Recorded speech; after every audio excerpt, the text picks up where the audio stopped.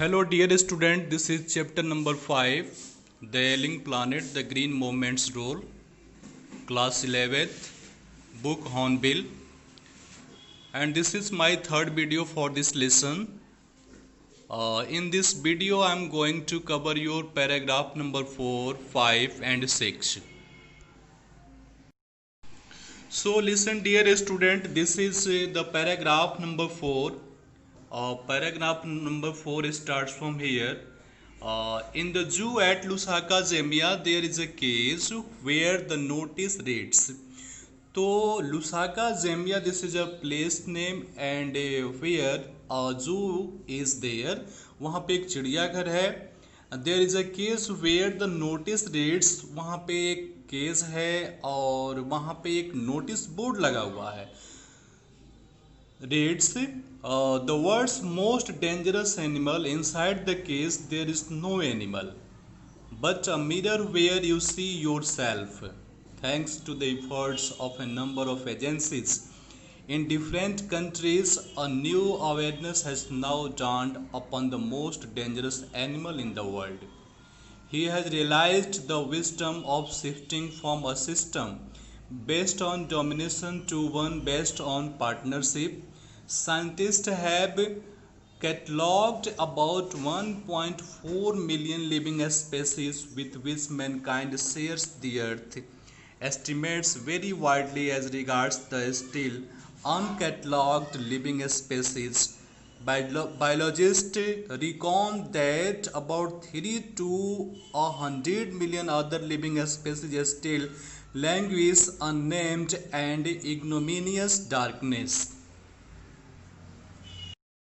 So dear student, listen in this paragraph what our writer Nani Palkiwala what he wants to say.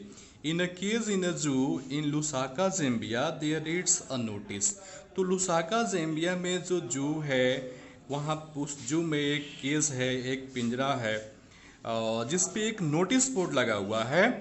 The notice reads the world's most dangerous animal. तो उस notice पे ये write हुआ है the world's most dangerous animal and inside the case in a mirror. और उस केस के अंदर सिर्फ एक मिरर है. That depicted that humans are the world's most dangerous animal with the efforts of new agencies in the world. Now humans are seen as the most dangerous animals. They have realized the importance of shifting a new system based on partnership. Humans share the earth with about 1.4 million living species. According to the classification of scientists, biologists calculate that there are still millions of other species which are not yet classified due to the lack of knowledge about them.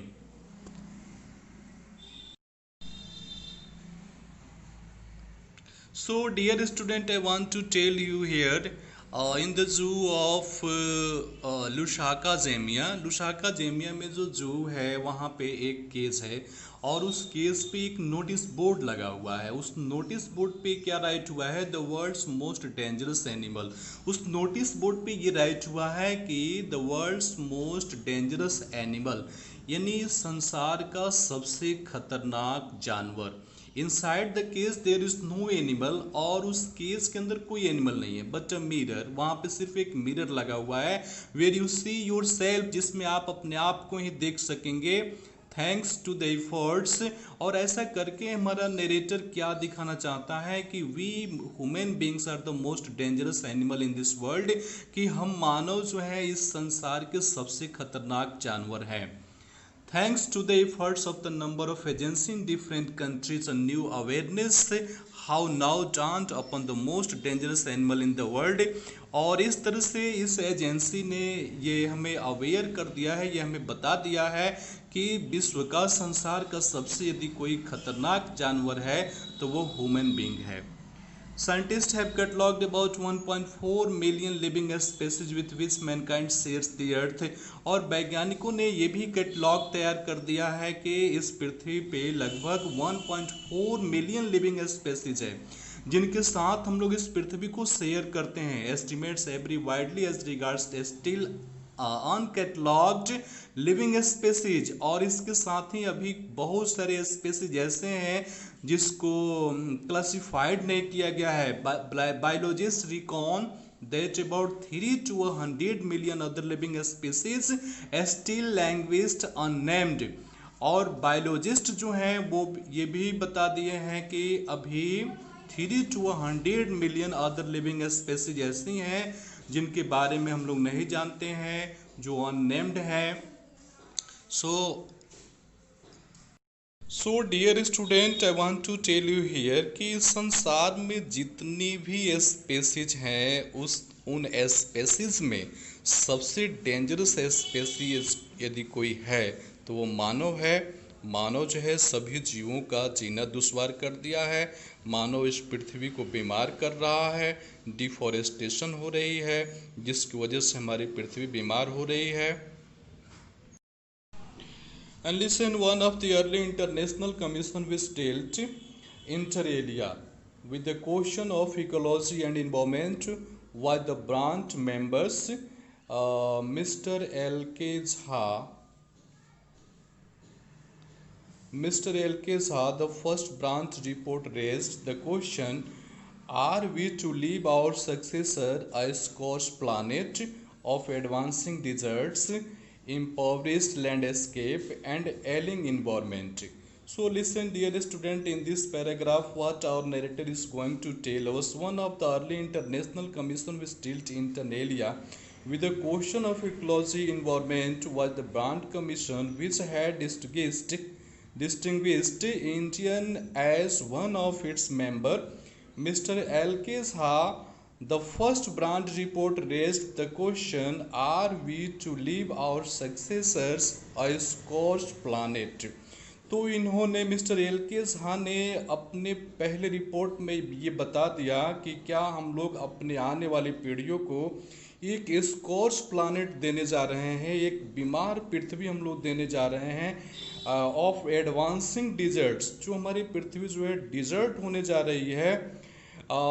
इम्पोवरिस्ड landscape and एलिंग environment, और जो हम लोग का landscape है वो भी जो है बीमार होते जा रहा है और हमारा पूरी तरह से हमारा इन्वायरमेंट भी बीमार हो रहा है. तो हम लोग एक बीमार पृथ्वी अपने आने वाली पीढ़ियों को देने जा रहे हैं. So listen dear student, Brand Commission was one of the early international commissions who dealt with questions of ecology and environment. They commissioned Mr. L.K. Jha as one of their commission members, who was an Indian citizen. Its first report raised a question that, are we going to leave a barren planet with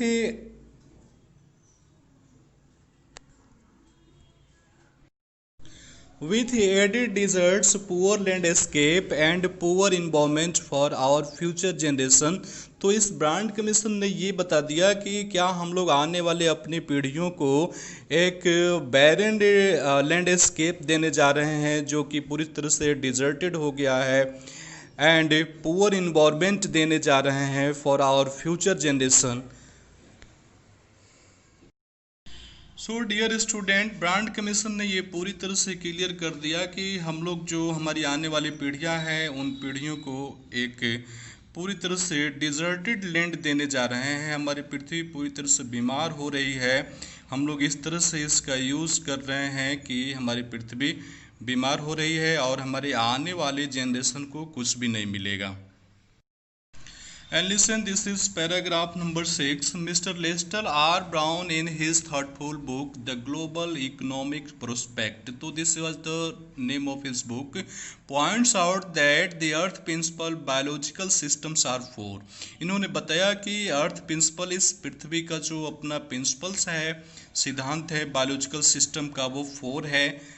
Fisheries, forest, grasslands and croplands, and they form the foundation of the global economic system.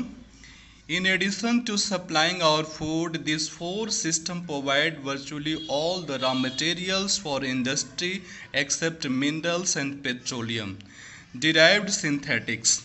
In large areas of the world, human claims on these systems are reaching an unsustainable level, a point where their productivity is being impaired. When this happens, fisheries collapse, forests disappear, grasslands are converted into barren wastelands, and croplands deteriorate. In a protein conscious and protein hungry world, overfishing is common every day. In poor countries, local forests are being decimated in order to procure firewood for cooking. In some places, firewood has become so expensive that what goes under the pot now costs more than what goes inside it. Since the tropical forest is, in the words of the Dr. Myers, the powerhouse of evolution, several species of life face extinction as a result of its destruction. So listen dear student, there are four principal biological systems. तो हमारे चार biological system हैं that form the foundation of the global economic system. और यही जो है हमारे global economic system का फॉर्मेशन करते हैं according to the book by the Leslie R Brown, the global economic prospect. ये इनके बुक का नाम है. Fisheries, grasslands, forest and croplands, these four system provide food and raw materials. तो यही जो चार सिस्टम हैं fisheries, grasslands, forest and croplands, इससे हम लोगों को this four system provide food and raw materials and synthetics. These systems have reached an unsustainable point. अब ये जो सिस्टम है unsustainable point तक पहुंच गया है where their productivity has impaired. With this, fisheries will croplands, the forest will slowly disappear, grassland will turn into barren wastelands, cropland will become worse. Overfishing is very common nowadays where people are becoming protein conscious, और overfishing भी हो रहा है. In poor countries forests are being cut down, और जहाँ पे जो देश गरीब है वहाँ पे डिफॉरेस्टेशन भी बहुत ज़्यादा हो रहा है. Forests are being cut down on a large scale to obtain wood for cooking.